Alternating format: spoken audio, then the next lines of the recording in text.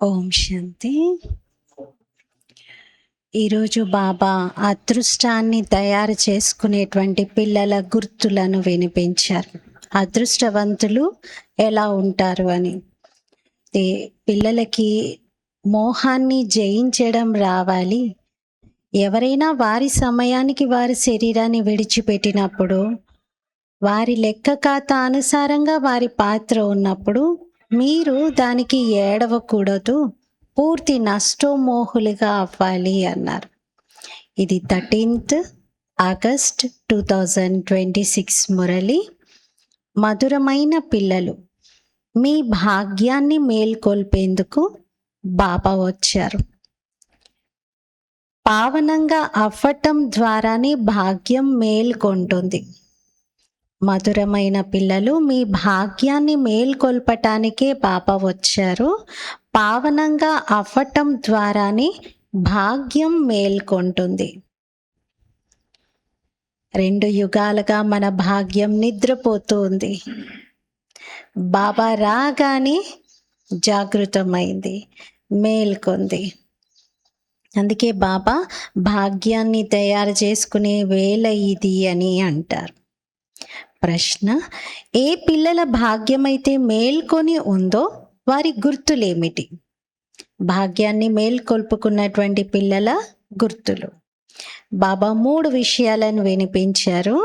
జవాబు: first point, వారు సుఖాన్ని ఇచ్చే దేవతలుగా ఉంటారు. అనంతమైన తండ్రి నుండి సుఖ వారసత్వాన్ని తీసుకొని అందరికీ సుఖాన్ని ఇస్తారు. ఎవ్వరికీ దుఃఖాన్ని ఇవ్వజాలరు. వారు వ్యాసుని పిల్లలు, సత్యమైన సుఖ దేవులు. సో ఫస్ట్ పాయింట్, సుఖం ఇవ్వడం. రెండవది, వారు పంచ వికారాలను సన్యసించి సత్యమైన రాజయోగి రాజర్షులుగా పిలువబడతారు. అదృష్టవంతులుగా జాగృతం చేసుకొని ఎవరైతే తన అదృష్టాన్ని మేల్కొల్పుకొని ఉన్నారో వారు వికారాలపైన విజయాన్ని పొంది వికారాలను సన్యసించి సత్యమైన రాజయోగి రాజర్షులుగా పిలువబడతారు. మూడవది, వారి స్థితి ఏకరసంగా ఉంటుంది. వారికి ఏ విషయంలోనూ ఏడుపు రాదు. వారిని మోహజీతులు అని అంటారు. పూర్తి నష్టోమోహులుగా ఉంటారు. పాట: భాగ్యాన్ని మేల్కొల్పుకొని వచ్చాను. ఓం శాంతి. పాటలోని ఒక లైన్ను విన్నా మధురాతి మధురమైన పిల్లలు మీ ఒళ్ళు పులకరించిపోవాలి. అంటే బాబా ఎంత ఉన్నతమైనటువంటి భాగ్యాన్ని మనకు మేల్కొల్పుకునే అవకాశం ఇచ్చారు. అంటే ఎంత ఉన్నతమైనటువంటి భాగ్యాన్ని మనం తయారు చేసుకుంటున్నామో ఆ సంతోషంలో మన ఒళ్ళంతా పులకరించిపోవాలి అంటున్నారు. ఇది సాధారణమైన పాటే, కానీ దీని సారం ఎవ్వరికీ తెలియదు. బాబాయి వచ్చి ప్రతి పాట అంటే ప్రతి గీతము శాస్త్రం యొక్క అర్థాన్ని తెలియజేస్తారు. కలియుగంలో అందరి భాగ్యం నిద్రించి ఉందని మధురాతి మధురమైన పిల్లలకి తెలుసు. అందరి భాగ్యం ఇక్కడ నిద్రపోతూ ఉంది. సత్యయుగంలో ఏ భాగ్యం మేల్కొని ఉంటుందో అది ఇక్కడ నిద్రించి ఉంటుంది. భాగ్యాన్ని మేల్కొల్పేవారు మరియు శ్రీమతాన్ని ఇచ్చేవారు లేక భాగ్యాన్ని తయారు చేసేవారు బాబాయే. వారే కూర్చొని పిల్లల భాగ్యాన్ని మేల్కొల్పుతూ ఉన్నారు. పిల్లలు జన్మ తీసుకోగానే వారి భాగ్యం మేల్కొంటుంది కదా. పిల్లలు పుట్టగానే జన్మించగానే వారసుడొచ్చాడు అని అంటారు. వారసుడు, వారసురాలు ఇలాంటి పేర్లే వస్తాయి వెంటనే. అలాగే ఇది తప్పకుండా అనంతమైన విషయం. కల్పకల్పం తమ భాగ్యం మేల్కొంటుందని మళ్ళీ పడుకుంటుందని పిల్లలకి తెలుసు. పావనంగా అయితే భాగ్యం మేల్కొంటుంది. పావన గృహస్థ ఆశ్రమము అని అంటారు. ఆశ్రమం అన్న పదము పవిత్రతకు చిహ్నం. పవిత్ర గృహస్థ ఆశ్రమం, దానికి విరుద్ధమైనది అపవిత్ర గృహస్థ పతిత ధర్మం. పవిత్ర గృహస్థ ఆశ్రమం అన్నప్పుడు అపవిత్ర గృహస్థ ధర్మం అని అంటారు. పవిత్ర గృహస్థ ఆశ్రమం అన్నారు, కానీ దానికి ఆపోజిట్ ఏమనాలి? అపవిత్ర పతిత ధర్మం అనాలి తప్ప అపవిత్ర గృహస్థ ఆశ్రమం అని అనకూడదు. ఆశ్రమం అన్న పదమే పవిత్రతకు సూచకం, అందుకని ఆశ్రమం అని వర్తించదు అంటున్నారు. గృహస్థ ధర్మం అందరికీ ఉంది, జంతువులకు కూడా ఉంది. అన్నీ తమ పిల్లలకు జన్మనిస్తాయి, జంతువులు కూడా వాటి పిల్లలకు జన్మనిస్తాయి. గృహస్థ ధర్మంలో దేవీ దేవతలుగా ఉన్నామని ఇప్పుడు పిల్లలకు తెలుసు. సర్వగుణ సంపన్నులు అని భక్తులు వారి మహిమను కూడా గానం చేస్తారు. అలాగే మీరు కూడా గానం చేస్తారు. ఇప్పుడు మేము మనుషుల నుండి మళ్ళీ ఆ దేవతలుగా అవుతున్నామని మీరే అనుకుంటారలా. అది దేవీ దేవతల ధర్మం. మళ్ళీ బ్రహ్మ విష్ణు శంకర్లను కూడా దేవతలు అని అంటారు. బ్రహ్మ దేవతాయ నమః, విష్ణు దేవతాయ నమః అని అంటారు. మళ్ళీ చివరిలో శివ పరమాత్మాయ నమః అని అంటారు. మరి తప్పకుండా తేడా అయితే ఉంది కదా. శివుడు శంకరుడు ఒక్కరేనని అనడానికి వీల్లేదు. ఇద్దరు ఒకటేలా అవుతారు?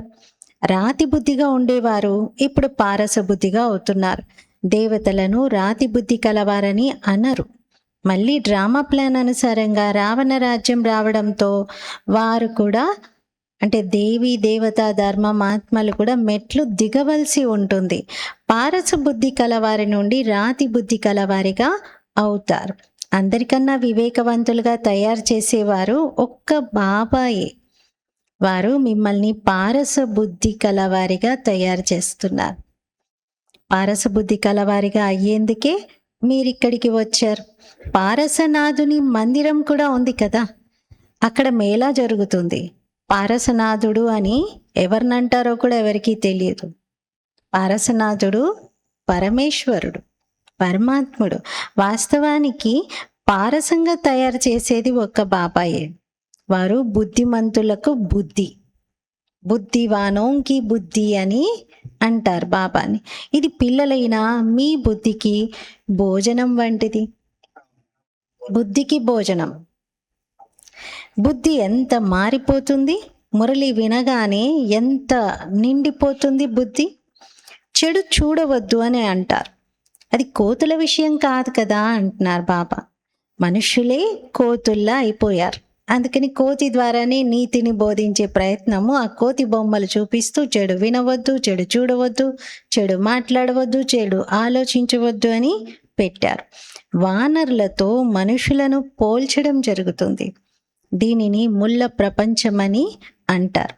ఒకరికొకరు ఎంత దుఃఖాన్ని కలిగించుకుంటూ ఉన్నారు.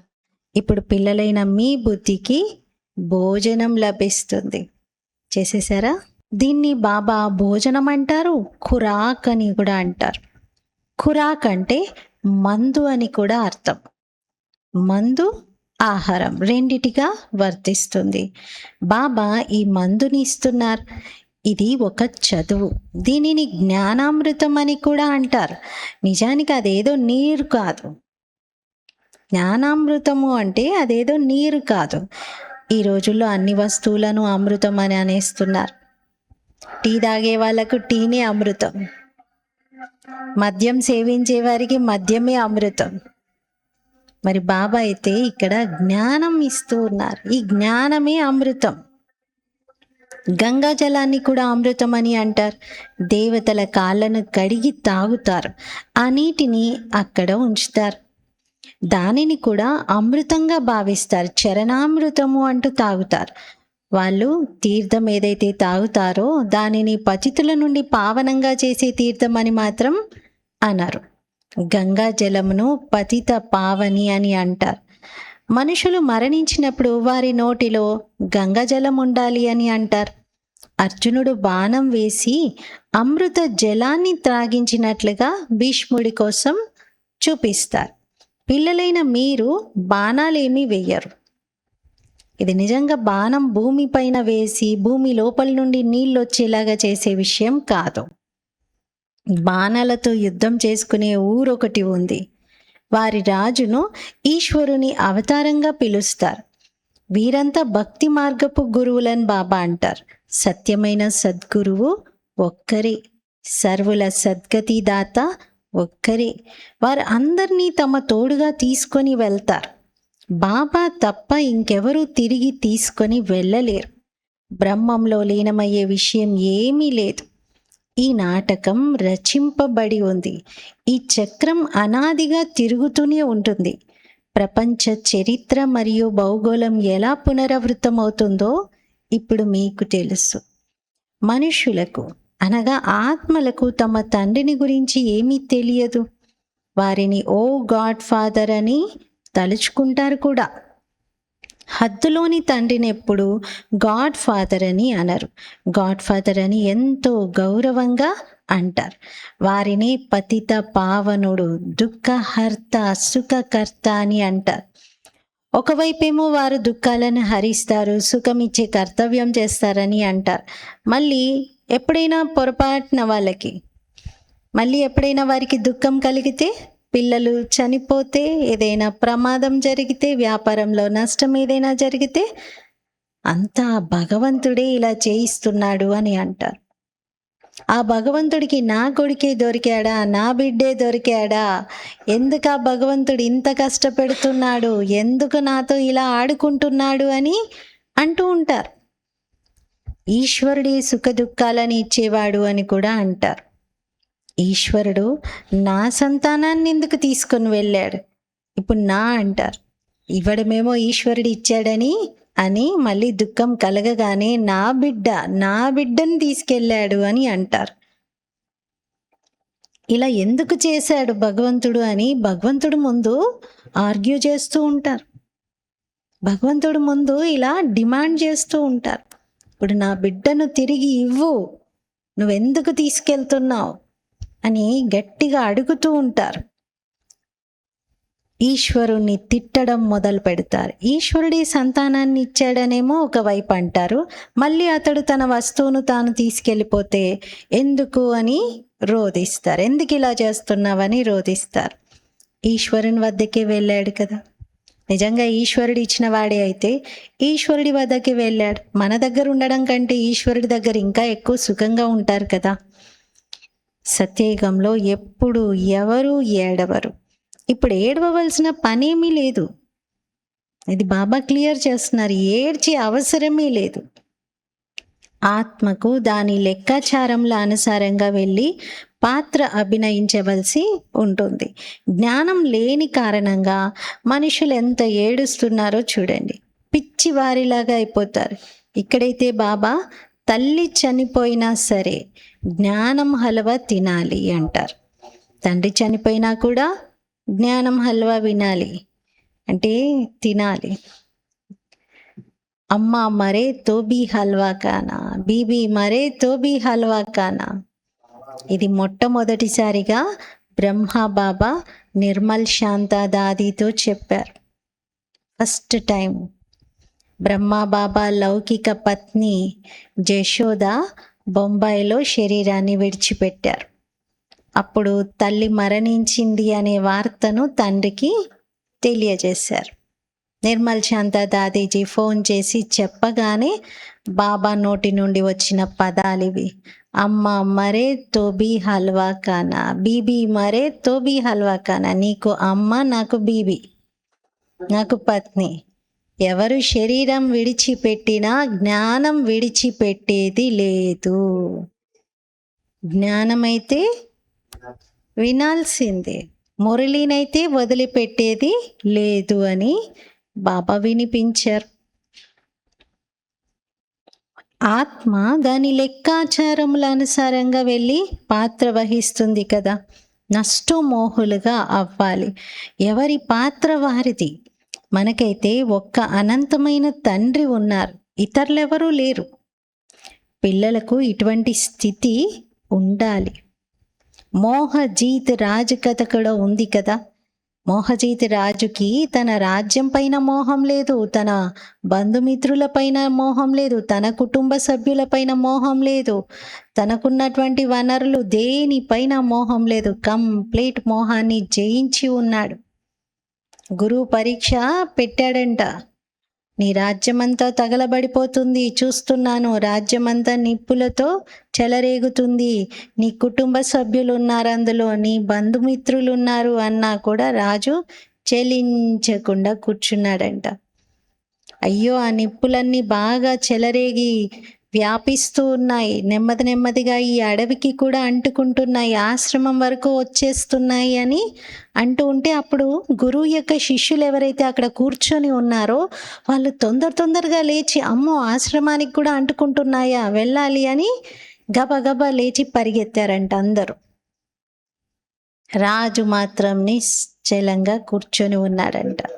ఆ శిష్యులందరూ వెనక్కి వెళ్ళి చూసి ఏమీ లేదే అని చెప్పేసి మళ్ళీ తిరిగి వచ్చారంట. అప్పుడు గురువు అన్నాడంట, చూసారా రాజు ఎంత మోహాన్ని జయించి ఉన్నాడో, మీలో ఇంకా ఆ మోహం ఉంది కాబట్టి మీరు పరిగెత్తారు. అది మోహజీత్ రాజు యొక్క కథలో చెప్తారు. బాబా అన్నారు, మీరు సంపూర్ణంగా నష్టో మోహులుగా అవ్వాలి. సత్యయుగంలో ఎప్పుడు దుఃఖం యొక్క విషయమే ఉండదు, అకాల మృత్యువులంటూ ఉండవు. మేము కాలుని పైన అంటే మృత్యు పైన విజయాన్ని పొందుతామని పిల్లలకి తెలుసు. శివబాబాను మహాకాలుడు అని అంటారు. కాలుడికే కాలుడు, మహాకాలుడు. మీరు కాలుని పైన విజయాన్ని పొందాలి అంటే మృత్యువు పైన విజయాన్ని పొందాలి. మృత్యువు ఎప్పుడు మిమ్మల్ని కబలించకూడదు. కాలుడు ఆత్మను కానీ శరీరాన్ని కానీ కబలించజాలడు. సత్యయుగంలో అలా రావడానికి ఉందా అవకాశం? మృత్యువుకి లేదు. ఆత్మ ఒక శరీరాన్ని వదిలి మరొక దాన్ని తీసుకుంటుంది, దాన్ని మృత్యు తినేసింది అని అంటారు. అంతేగాని నిజంగా కాలుడు అనేది వేరే ఏదో లేదు. అచ్యుతం కేశవం అని మనుషులు మహిమని గానం చేస్తూ ఉంటారు, కానీ అర్థం తెలుసుకోరు. ఈ 5 వికారాలు మీ బుద్ధిని ఎంత పాడు చేశాయో చూడండి. ఈ సమయంలో ఎవ్వరూ తండ్రిని తెలుసుకోవటం లేదు. అందుకే దీనిని అనాథల ప్రపంచం అని అంటారు. పరస్పరంలో ఎంత కొట్లాడుకుంటూ ఉంటారు. ఈ మొత్తం ప్రపంచమంతా తండ్రి యొక్క ఇల్లు కదా. బాబా మొత్తం ప్రపంచంలోని పిల్లలను పతితుల నుండి పావనులుగా తయారు చేయటానికి వస్తారు. అర్థకల్పం పూర్తి పావన ప్రపంచం ఉండేది కదా. రామరాజా రామ్ ప్రజ అని అంటూ ఉంటారు. రామ్ రాజా రామ్ ప్రజ అని పాడుతూ ఉంటారు కదా. మరి అక్కడ అధర్మం యొక్క విషయం ఏమీ ఉండదు. అధర్మం ఎలా ఉంటుంది రాముడి రాజ్యంలో? అక్కడ పులి మేక కలిసి ఒకే కొలంలో నీళ్లు తాగుతాయి అని చిత్రాలలో చూపిస్తారు. అంటే 2 బద్ధ శత్రువులు అయినప్పటికీ ఒక క్రూరమైన మృగము, ఒక సాధు జంతువు కలిసి ఉన్నాయి. వాటి మధ్యలో కూడా ఎలాంటి వైరము లేదు. అక్కడ అన్ని ప్రేమగా ఉంటాయి అని చూపించడానికి, ప్రకృతి కూడా ఎలా ఉంటుంది అని తెలపడానికి అదొక నిదర్శనం. మరి అక్కడ రావణుడు మొదలైన వారు ఎక్కడి నుండి వస్తారు? పశువుల్లోనే అంత ప్రేమలు ఉంటే ఇక రావణుడు ఎందుకుంటాడు అక్కడ? అర్థమే తెలుసుకోరు. బయటి వారైతే ఇలాంటి విషయాలను విని నవ్వుకుంటారు. బయటివారు అంటే వేరే దేశం వారు, వేరే మతస్థులు. ఇలా చెప్తే నవ్వుకుంటారు. తండ్రి వచ్చి జ్ఞానాన్ని ఇస్తారు. ఇది పతిత ప్రపంచం కదా. ఇప్పుడు ప్రేరణ ద్వారా పతితులను పావనంగా ఎలా చేయగలుగుతారు? ప్రేరణతో జరిగే విషయమా అది? పతిత పావన రండి అని పిలుస్తున్నారంటే తప్పకుండా భారతదేశంలోనే వస్తారు అని అర్థం. మిమ్మల్ని నా సమానంగా మాస్టర్ జ్ఞాన సాగర్లుగా తయారు చేసేందుకు జ్ఞానసాగరునైన నేనే వచ్చాను అని ఇప్పుడు బాబా అంటారు. బాబాను సత్యాతి సత్యమైన వ్యాసుడు అని అంటారు. అందుకే ఇప్పుడు వీరు వ్యాసులు మరియు వారి పిల్లలైన మీరు సుఖదేవులు. ఇప్పుడు మీరు సుఖదేవతగా అవుతారు. వ్యాసుడైన శివాచార్యుల నుండి ఇప్పుడు మీరు సుఖవారసత్వాన్ని తీసుకుంటున్నారు. అంటే ఇక్కడ వ్యాసుడెవరు? శివబాబా స్వయంగా వ్యాసుడిగా ఉన్నారు. వ్యాసుడైన శివాచార్యుడి నుండి మనం వారసత్వాన్ని తీసుకుంటున్నాం. మీరు వ్యాసుని పిల్లలు, కానీ మనుషులు నన్ను తెలుసుకోని కారణంగా శివుని పిల్లలు అని అంటారు. వారి అసలైన నామం శివాయే కదా. ఆత్మను తెలుసుకోవటం జరుగుతుంది, పరమాత్మను తెలుసుకోవటం జరుగుతుంది. వారే వచ్చి పతితుల నుండి పావనంగా అయ్యే దారిని తెలియజేస్తారు. నేను ఆత్మలైన మీ తండ్రిని అని అంటారు. అంగుష్ట సమానంగా ఆత్మ ఉంటుంది అని భావిస్తారు. అంత పెద్దగా ఉంటే ఆత్మ భృకుటిలో నుదుటి మధ్యలో ఎలా సెట్ అవుతుంది? అంత అంగుష్టాకారం అంతా ఉంటే అదైతే చాలా సూక్ష్మమైనది కదా. ఆత్మను చూడటానికి డాక్టర్లు కూడా తల బద్దలు కొట్టుకుంటారు. అంటే వాళ్ళ బుర్ర కూడా పాడైపోతుంది. ఇంకా రకరకాలుగా ప్రయత్నాలు చేసి చేసి విఫలమవుతూ ఉంటారు, కానీ చూడలేరు. ఆత్మను రియలైజ్ చేసుకోవాల్సి ఉంటుంది. బాబా అంటారు, రియలైజ్ చేసుకోవాలన్నా రియల్ ఐ కావాలి. రియలైజ్ అవ్వడానికి రియల్ ఐస్ కావాలి. రియల్ ఐస్ ఏవి? జ్ఞానపు నేత్రం. మూడవ నేత్రమే నిజమైన నేత్రం. దానితో ఆత్మను అనుభూతి చేసుకోగలుగుతాం. ఇప్పుడు మీరు ఆత్మను రియలైజ్ చేశారా అని తండ్రి అడుగుతారు. ఒక రికార్డులా ఇంత చిన్నని ఆత్మలో అవినాశి పాత్ర రికార్డ్ అయిపోయి ఉంది. ఎన్ని జన్మల పాత్ర. మొదట మీరు దేహాభిమానంలో ఉండేవారు, ఇప్పుడు దేహీ అభిమానులుగా అయ్యారు. మన ఆత్మ 84 జన్మలను ఎలా తీసుకుంటుంది అనేది మీకు తెలుసు. ఎప్పుడు దాని అంతం జరగదు. ఈ డ్రామా ఎప్పటి నుండి ప్రారంభమైంది అని కొందరు అడుగుతూ ఉంటారు, కానీ ఇది అనాదిగా ఉండే ఉంది.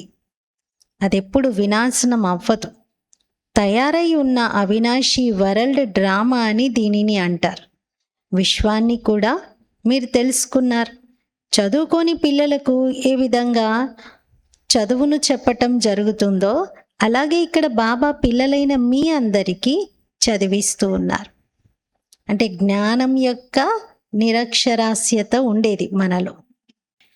బాబా ఇప్పుడు అక్షరరాస్యులుగా, ఎడ్యుకేటెడ్గా, స్పిరిచువల్ ఎడ్యుకేషన్ మనకి ఇస్తూ ఉన్నారు. ఆత్మయే శరీరం ద్వారా చదువుకుంటుంది. రాతి బుద్ధి కలవారికి ఇది భోజనం.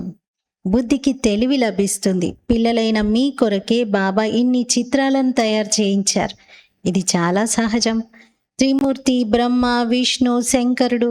ఇప్పుడు బ్రహ్మను త్రిమూర్తి అని ఎందుకంటారు? దేవి దేవతాయ నమః, దేవదేవ మహాదేవ. ఒకరిపైన ఒకరిని ఉంచుతారు కదా. దేవదేవ మహాదేవ అని ఎవరిని అంటారు? శంకరుణ్ణి అంటారు. కానీ శంకరుడికి కూడా మహాదేవుడు ఎవరు? శివుడు కదా. ఏ మాత్రం అర్థం చేసుకోరు. బ్రహ్మ త్రిమూర్తి ఎలా అవుతాడు? శివ బాబా త్రిమూర్తి అవుతారు కదా. బ్రహ్మను ప్రజాపిత అని అంటారు. అంటే 3 ముఖాలు చూపించారు కాబట్టి త్రిమూర్తి ఈయన్ని కావచ్చు, 3 ముఖాలు ఉన్నాయి కదా అని అనుకుంటారు. బ్రహ్మ త్రిమూర్తిగా కాలేరు. మరి సూక్ష్మవతనంలో వారు దేవతగా ఎలా ఉంటారు? ప్రజాపిత బ్రహ్మ అయితే ఇక్కడే ఉండాలి కదా. ఈ విషయాలు ఏ శాస్త్రాలలోనూ లేవు. నేను ఈ శరీరంలో ప్రవేశించి ఇతని ద్వారా మీకు అర్థం చేయిస్తాను. ఇతన్ని నా రథంగా చేసుకుంటానని బాబా అంటారు. ఇతని అనేక జన్మల అంతిమంలో నేను వస్తాను.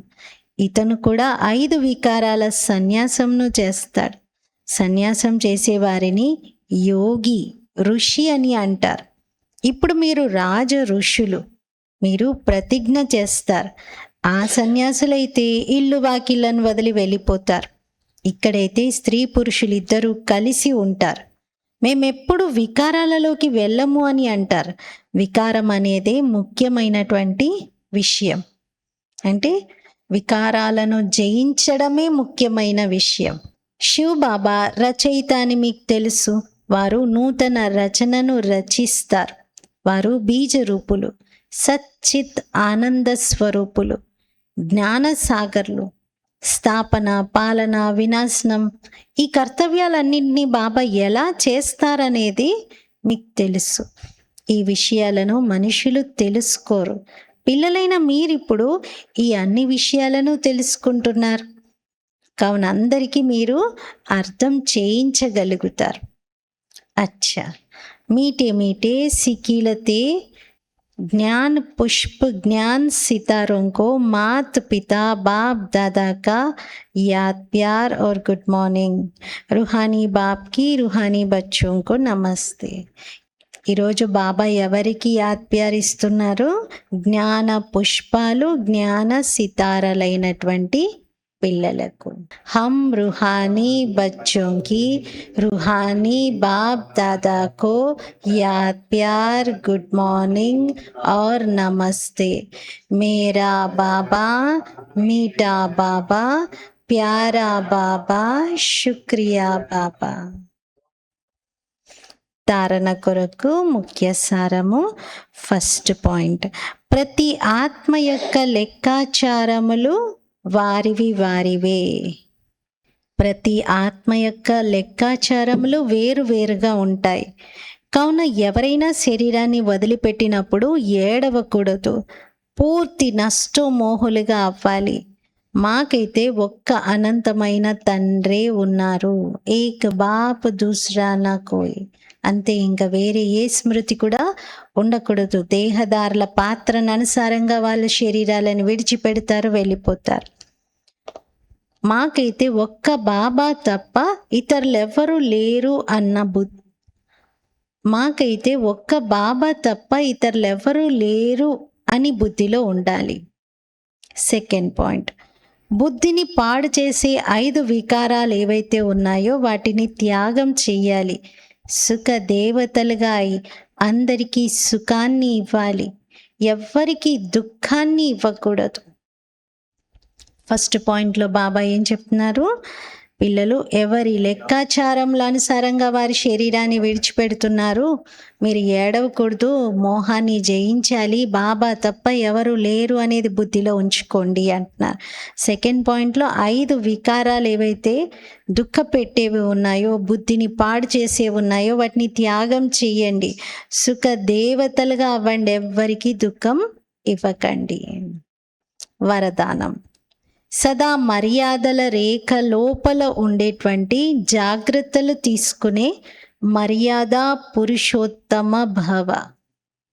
సదా మర్యాదల రేఖ లోపల ఉండేందుకు జాగ్రత్తలు తీసుకునే మర్యాద పురుషోత్తమ భవ. వివరణ, ఏ పిల్లలైతే తమను తాము ఒకే తండ్రికి చెందిన వారిగా అనగా రామునికి సత్యమైన సీతలుగా భావించుకొని సదా మర్యాదల రేఖ లోపల ఉంటారో అనగా ఈ జాగ్రత్త తీసుకుంటారో వారు కేర్ఫుల్గా చీర్ఫుల్గా స్వతహాగానే ఉంటారు. కేర్ఫుల్గా అంటే జాగ్రత్తగా, చీర్ఫుల్గా అంటే హర్షితంగా సంతోషకరంగా.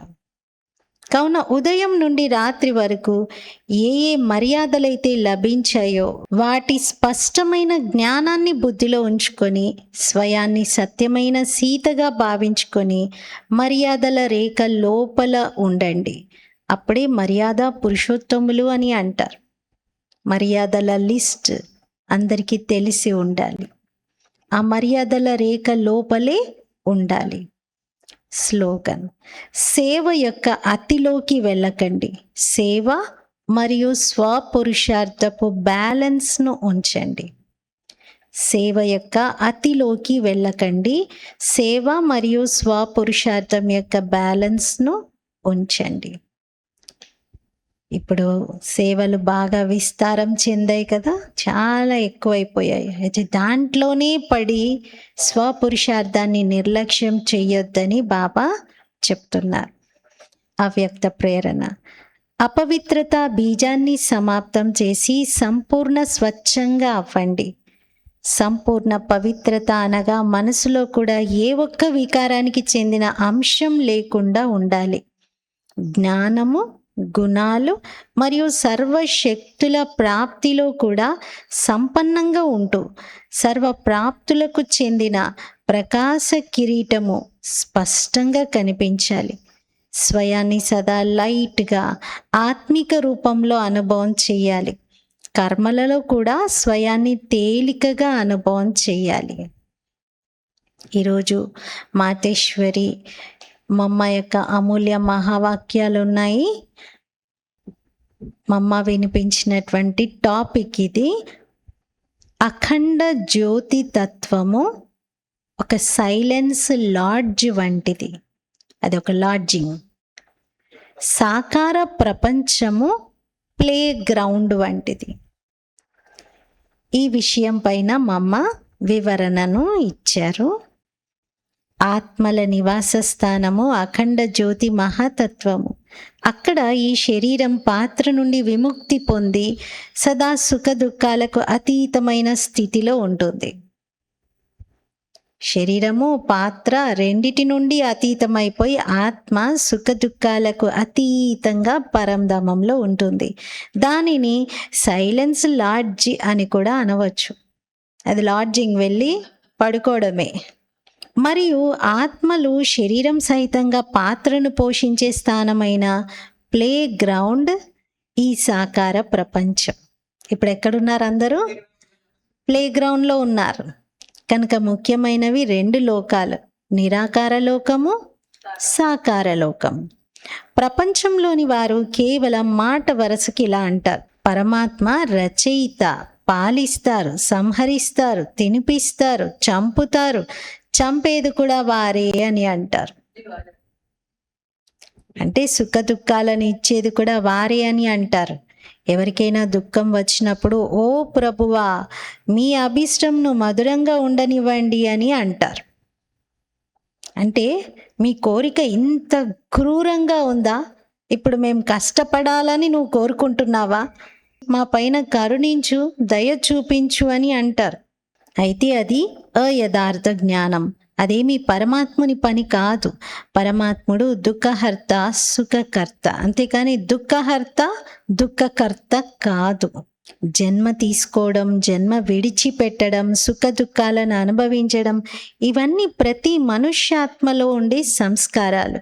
శారీరక జన్మనిచ్చేది తల్లిదండ్రులు. కర్మబంధనం అనుసారంగా తండ్రి కొడుకుల సంబంధంలోకి వస్తారు.